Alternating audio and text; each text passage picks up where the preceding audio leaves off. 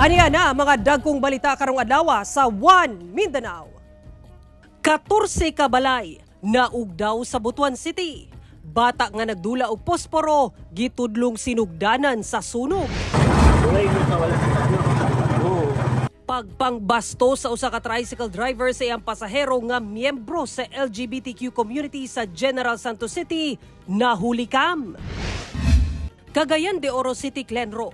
Gipang tanggal ang mga poster sa mga aspirant nga gipang pilit na sa mga punuan sa kahoy. Power performances nila Asia's Limitless star Julian San Jose o P-Pop Kings SB19's Stel masaksihan na unyang gabi sa GMA. Ito ang GMA Regional TV One Mindanao. Mayong hapon Mindanao, ako si Sara Hilomen Velasco. 14 ka mga panimalay sa Butuan City ang gilamoy sa kalayo. Bata nga nagdula kuno og posporo, gitudlong sinugdanan sa sunog. Samtang kapin 20 ka balay ugdaw sab sa Marugong, Lanao del Sur. Ang detalye sa report ni James Paulo Yap. Ante! Kinuupo, ante! Ugdaw ang dili moubos 14 ka mga balay sa barangay Duungan, Butuan City. Human gilamoy sa kalayo pasado alas 12 sa udto adlong Huwebes. Paspas ang pagkailap sa kalayo tungod gama sa light materials ang mga balay sa lugar. Ug daghang nakatambak nga mga papel ug karton. Sanglit duol lang kini sa karaang dump site sa syudad. Sumala sa barangay kapitan sa lugar nga adunay impormasyon nga gipaabot kaniya nga tungod sa sumpay-sumpay nga linya sa kuryente ang hinungdan sa sunog. Apan pipilasab kuno ka mga residente ang nag-ingon nga adunay bata nga nagdula og posporo nga sinugdanan sa kalayo. Sa karon padayon pa ang pag-imbestiga sa kabumbiruhan sa tinuod nga hinungdan sa sunog. Lakip sab kuno sa nasunog ang usa ka nakaparada nga kotse. Gibana-bana ang mukabat sa 1 million pesos ang damyo sa sunog. Daning gawas naman daw nga, mami kanang sunog daw ana dako na tayo. Napusog man ang hangin diri pa dulong. Munang kalat lang kay mga cartoon man. Samtang sa barangay proper, Marugong, Lanao del Sur, 12 ka balay ang ugdaw ug siyam ang partially damaged. Dihang miulbo ang kalayo sa lugar pasado alas 12 sa kadlawon adlawng Biyernes. Sumala sa BFP Marugong, dili mo ubos 20 ka pamilya ang apektado sa sunog. Hinuon walay natalang samdan o namatay sa insidente.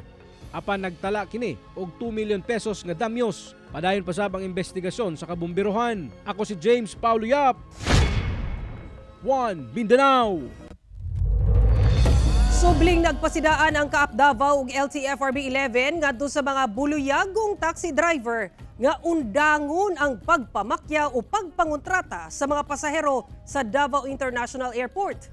Mas gipakusgan sa LTFRB 11 ug Kaap Davao ang koordinasyon aron gukdon ang mga gahig ulo nga mga driver nga nagapamakyaw sa mga pasahero sa airport. Doon na matud pa'y mga complaint slip nga ginahatag sa mga pasahero aron mas paspas makareklamo ang mga pasahero ug galing mangontrata ang mga taxi driver. Nami kanang murag task group that is constantly monitoring kining mga taxi operations nato din sa airport. Ang problema mo good after paggawa sa airport nagigyapoy mga bulyagon but very minimal na karon. Very rare ang mga not like before. Yes ma'am, no, dili gyud nato na ma-deny no nga nagyud gihapon. Pero I'm happy to inform everyone that there is already a close collaboration between different enforcement agency. Naalarma karon ng LTFRB 11 human ka matikdan nga nagkagamay ang mga PUJ ug taxi nga nagabiyahe sa Davao City. Kung ngano sayron ta sa live report ni Jandy Esteban. Jandy.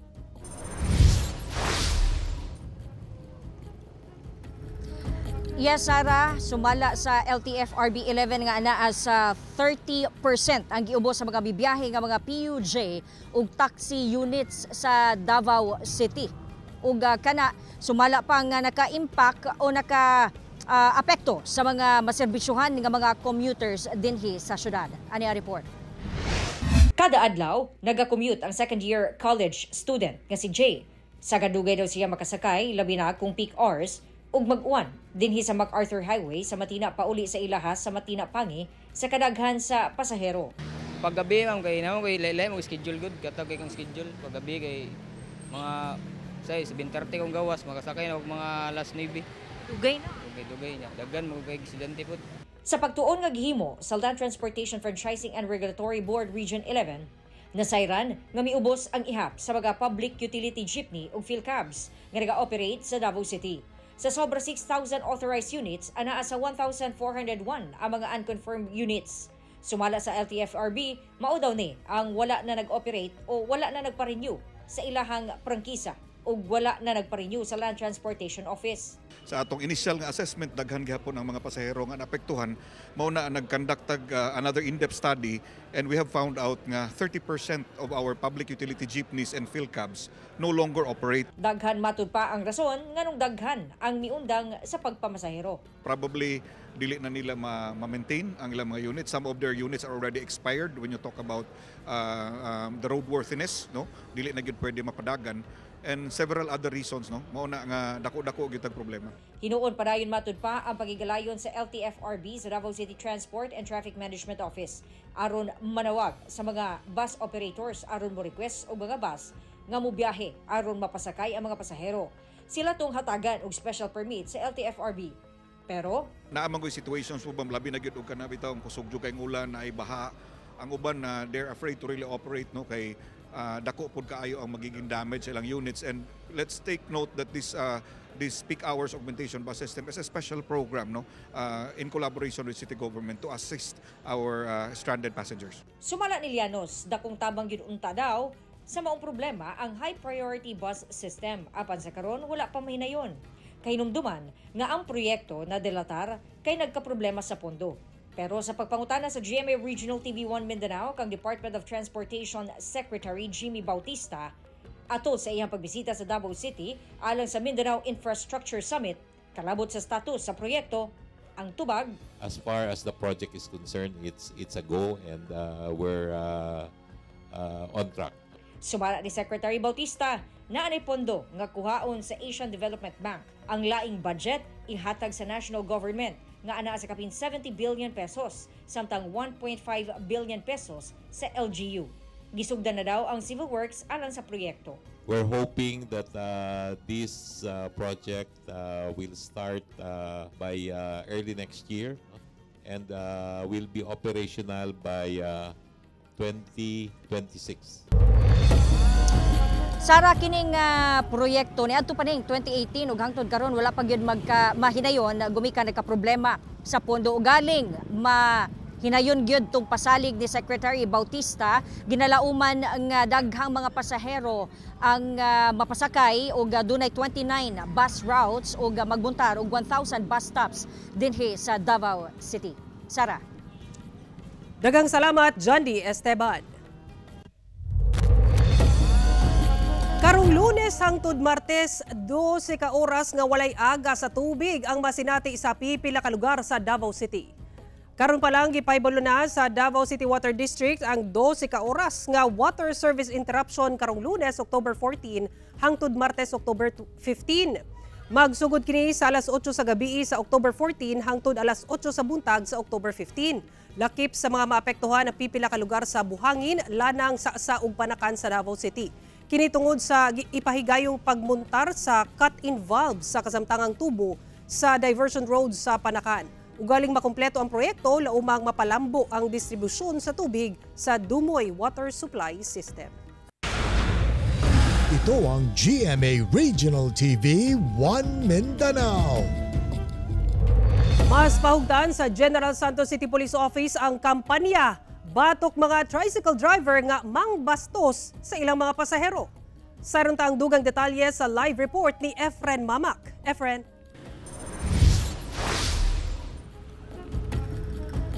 Yes, Sara, nag-ugat kini human nakuhaan sa usa ka pasahero nga miyembro sa LGBTQ community ang pagbastos kaniya sa tricycle driver nga iyang nasakyan.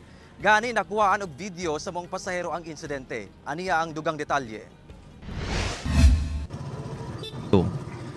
Nakuhaan og video sa usa ka pasahero nga miyembro sa LGBTQ community ang usa ka tricycle driver nga nagasulti og bastos kaniya samtang nagpahatod kini gikan sa iyang gitrabahuan sa Barangay Lagaw, General Santos City padulong sa iyang boarding house.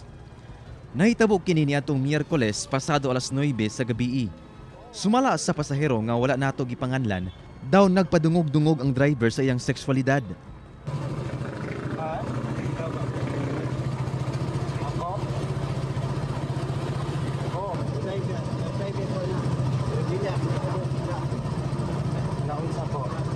Gisundan sab kini og pangutana kung nakasuway na ba kini og pagkigilawas. Wala yun siya, pero kay...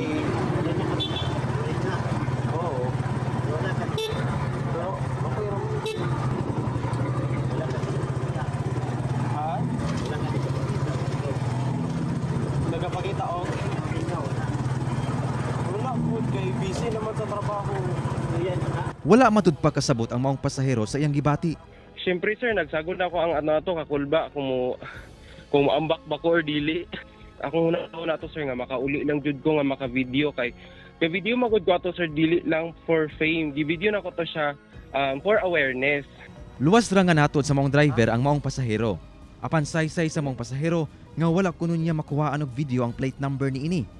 Hinungdan nga mitambay sa siya kadyo sa gawa sa iyang boarding house. Taod-taod, mibalik ang maong tricycle driver. Gipangutanan niini kung ngano wala pa siya misulod sa iyang boarding house. Mipasangil ang maong pasahero nga aduna kuno siya'y movie nga ginahuman og lantaw. Dinhi na nakahigayon nga makakuha og hulagway ang maong pasahero.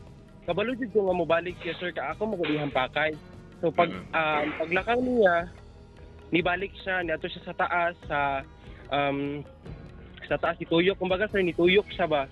Pagtuyok niya sir dito na ako nag-take og opportunity nga makuha nako mabidyohan ako ang ihang plate number.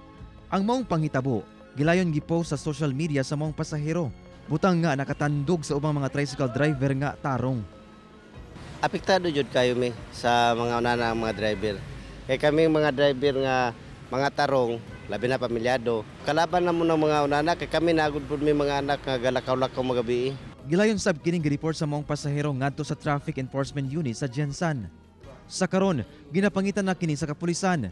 Posible sab kini mag-atubang og anti-bastos law gumikan sa insidente. So may anti-bastos law tayo. At saka alam mo naman yung niiyaya ka sa pakipag-6.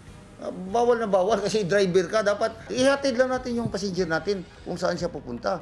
Huwag na tayo magtanong kung yung mga personal life niya.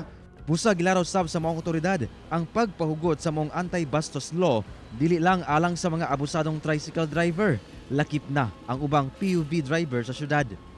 Aside from that, nakikita natin baka kulurong pa siya. May mga penalty siya dito na natin. Kaya nga nag-propose ako during sa natin ng MTFRB meeting na magkaroon ng stiffer penalty doon sa mga bastos, abusado, mga rapist na yan, na dapat lang place siya dito sa Jensan. Sara, giyawag sab sa kapulisan ang ubang mga individual kinsa dunay mga susamang kasinatian nga mag-report sa ilang buhatan. Kini aron madisiplina sab nila. Sara. Daghang salamat, Efren Mamak. Dakpan ang usa ka lalaki human misulay og pagpamaligya og pusil og mga bala atol sa bypass operation sa otoridad sa Matanog, Maguindanao del Norte. Giling ginakop ang 34 anyos nga lalaki atol sa gipahigayong bypass operation sa CIDG Maguindanao Provincial Unit sa kapulisan sa Sitio Sarmiento, Barangay Langkong, Matanog, Maguindanao del Norte niadtong Domingo sa hapon. Kini tungod sa aktong pagpamaligya sa mga suspek og armas nga usa ka caliber 5.56 mm rifle nga giubanan sa mga bala sa usa ka pulis nga nagpakaron ingnon nga buyer. Gawa sa mga armas nga dunay siyam ka mga bala, duna say laing 30-round magazine sa mga klase nga armas. Gikustudiya na ang mga suspek sa CIDG Maguindanao Provincial Field Unit alang sa padayong investigasyon. Mag-atubang ang suspek og kaso nga may kalapasan sa RA 10591 kon Comprehensive Firearms and Ammunition Regulation Act. Atong sayro ng dugang pa mga balita sa Mindanao. Makauban nato si Cyril Chavez live sa Cagayan de Oro City. Cyril. Salamat, Sara. Operation Baklas Tarpaulin. Gilusan sa mga personahe sa Cagayan de Oro City Environment and Natural Resources Office kung Clenro. Kinihuman na matikdan ang pagtaas sa ihap sa mga poster o tarpaulin sa mga aspirant nga gipangbutang sa mga punuan sa kahoy sa kadalanan. Ano ang report? Usa-usa nga gipangtanggal sa mga personahe sa City Environment and Natural Resources Office kung Clenro sa Cagayan de Oro City LGU ang mga poster og tarpaulin nga gipangbutang sa mga punuan sa kahoy sa syudad. Unang girombo sa Clenro ang Mastersons Avenue sa uptown area sa syudad. Diin anaa sa gatusan ka mga poster og tarpaulin ang nakumpiska. Sagad sa mga nakuhang poster, ipanag-iyahan sa mga political aspirant, ingon man mga establishments. Bawal ang kining pilit o ini materials diya sa punuan sa kahoy. Nga muna nga pa na siya 2015 nga ordinance, City Ordinance number 12984 nga nagdili no sa pag pamutang o mga commercial item not only politician. Matod sa Clenro nga ang offline backlash tarpaulin pinasikan sa ordinansa sa syudad nga gaprotekta sa kinaiyahan. Ang kahoy manggod kung imo siyang pasipada man na kay imo nang lansangan. So ang bakterya mosulod sa kahoy. So mugabok rin ang kahoy. So mamatay ang kahoy. Kung subayon gyud ang ordinansa matod sa Clenro nga adunay penalty ang musupak, apan ginahimo na lang una sa ahensya ang paghatag og warning sa tag-iya sa mga nakumpiskang posters. Hangyo mi sa ilang undangon na to. No?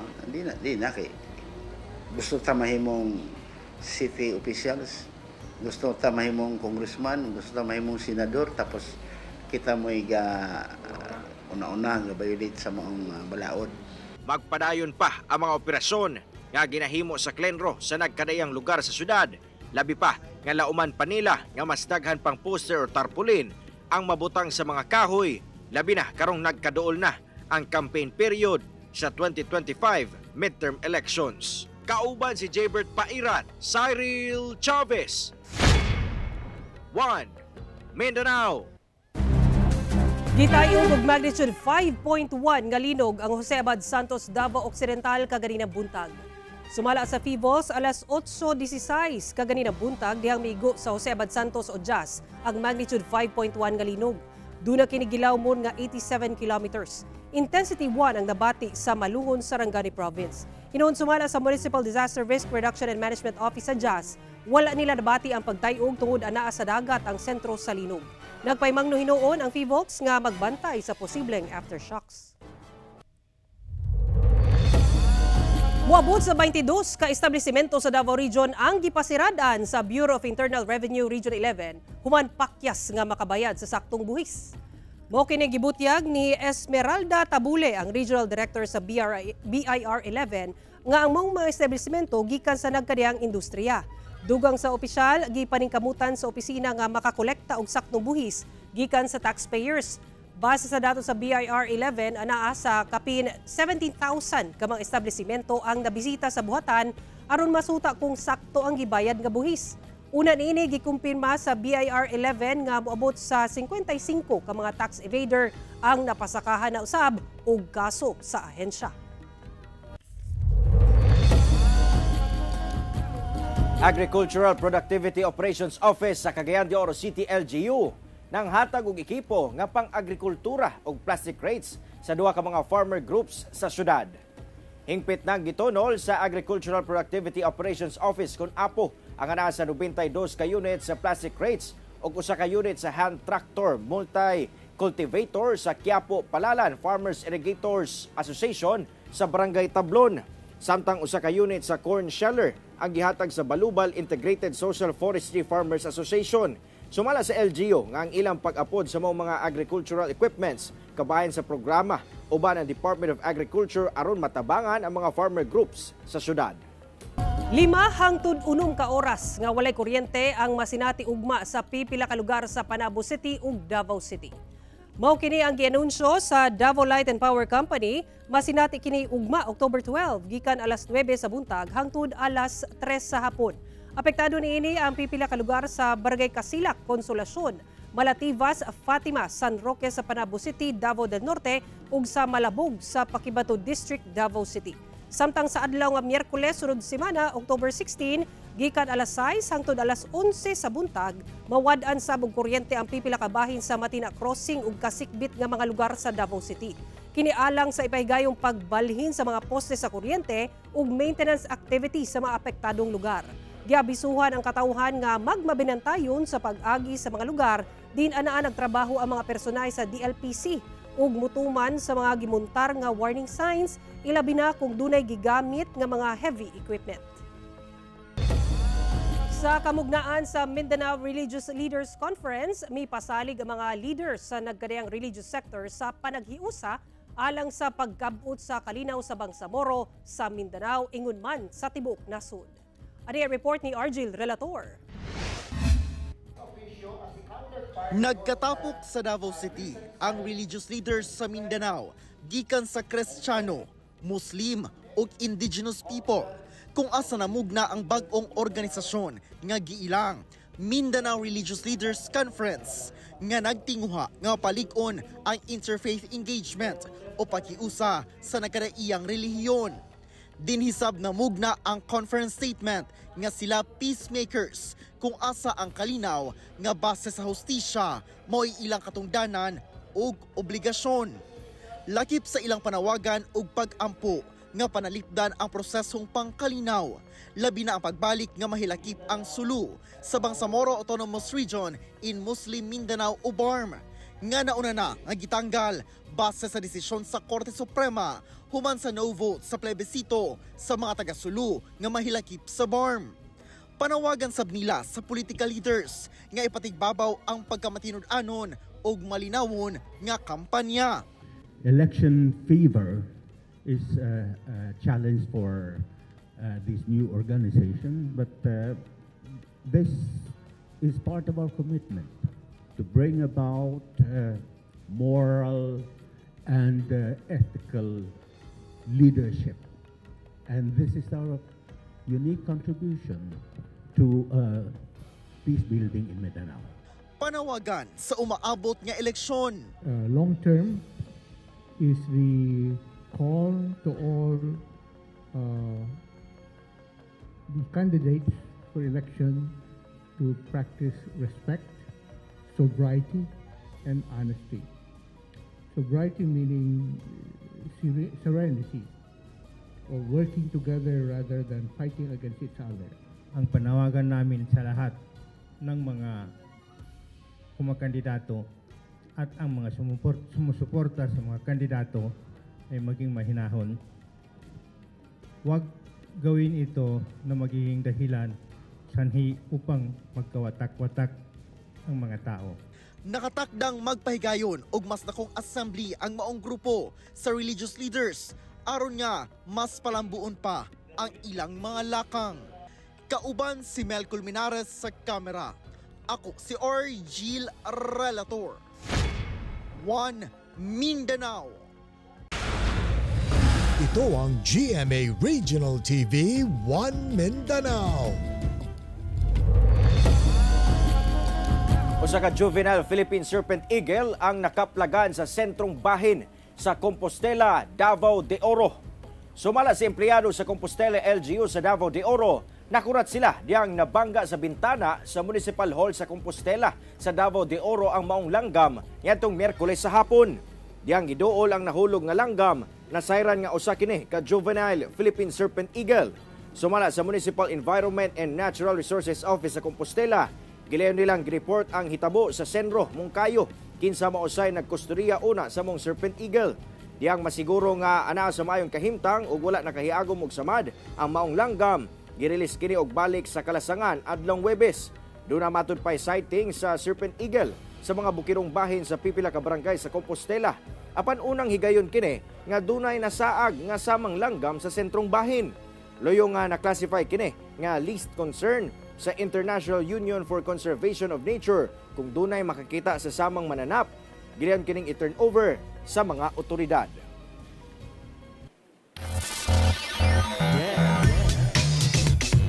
Sa pagsugod sa round 2 sa NCAA Season 100 Basketball Tournament, gipilde sa LPO Pirates ang Letra Knights. Gisugdan sa LPO Pirates ang second round sa NCAA Season 100 Basketball Tournament.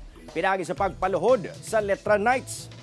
Ang nagbalik hardcourt gikan sa injury nga si JM Bravo ang naghatod sa kadaugan sa LPO Pirates sa final score nga 91-68. Samtang best player sa dula si John Parba nga adunay 19 points, 11 rebounds, 7 assists ug 2 ka steals. Samtang nag-una gyapon sa team standings ang Binil Blazers nga dunay 7 ka daog ug 2 lang ang pilde. Gisundan kini sa San Beda Red Lions ug Mapua Cardinals nga parehas adunay 6 ka daog ug 3 nga pilde.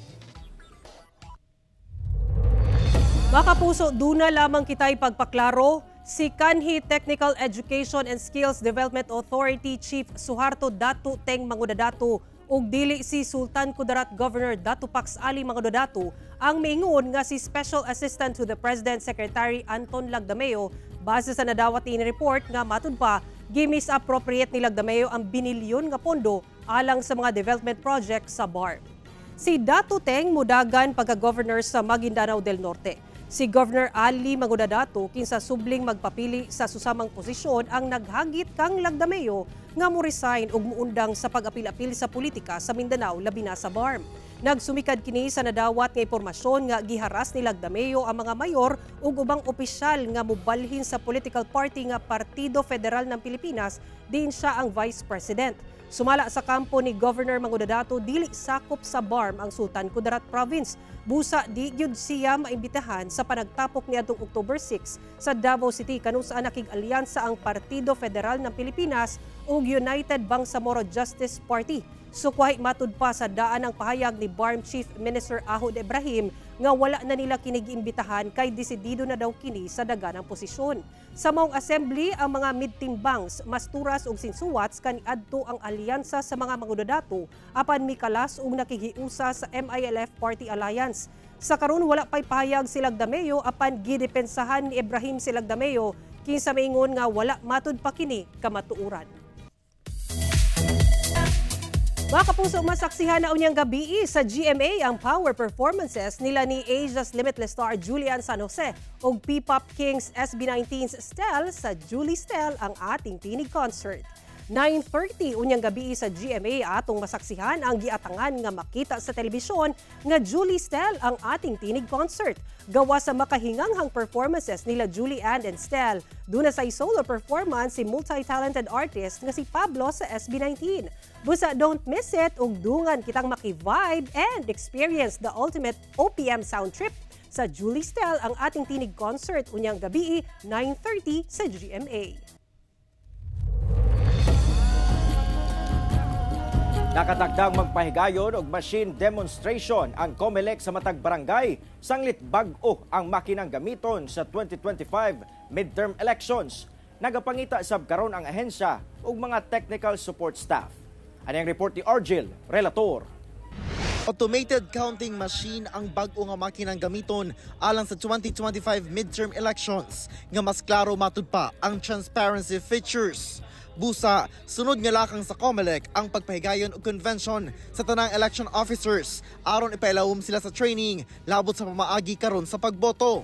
Sa Nobyembre, nakatakda ang pag-roll out sa machine demonstration aron ipahibalo ang pamaagi sa pagboto o paunsa mag-function ang makina. With our road shows, no, sa ato ang pagpa-invite nato, no, introduce nato sa ato ang mga kababayan, no, or sa ato mga voters, no, with regards sa kaning atong bagong machine na gamito nato for this May 2025 election.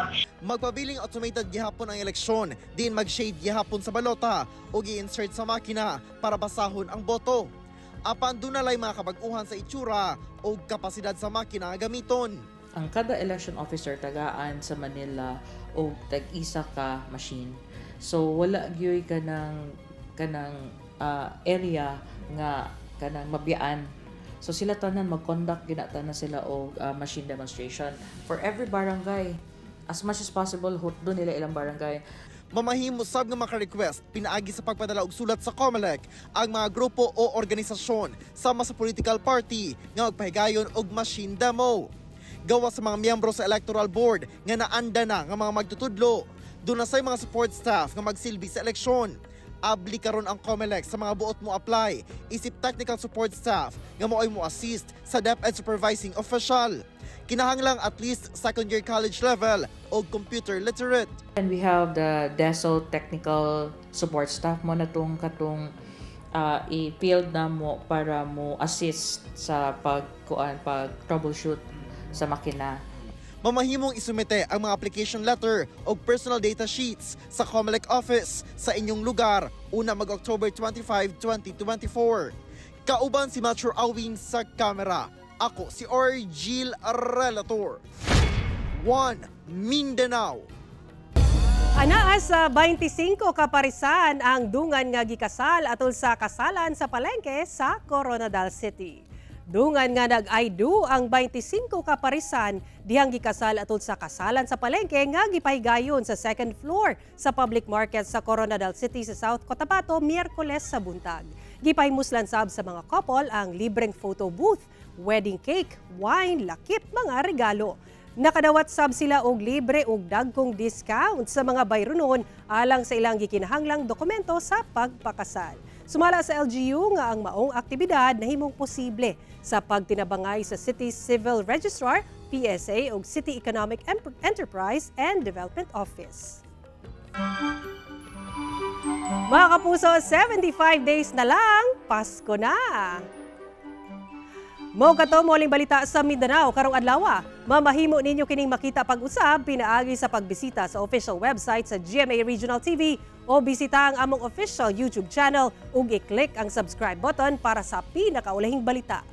Daghang salamat sa atong mga kapuso sa Mindanao nga nagalantaw kanamong sa atong mga kapuso abroad. Padayon lang sa pagtutok sa mga lokal nga balita matag adlaw tungod sa GMA Regional TV, Local News Matters. Kami ang GMA Regional TV 1 Mindanao, tibok pwersa para sa mas dakong misyon ug mas halapad nga pagserbisyo sa nasod. Happy weekend mga kapuso ug mag-amping kita kanunay!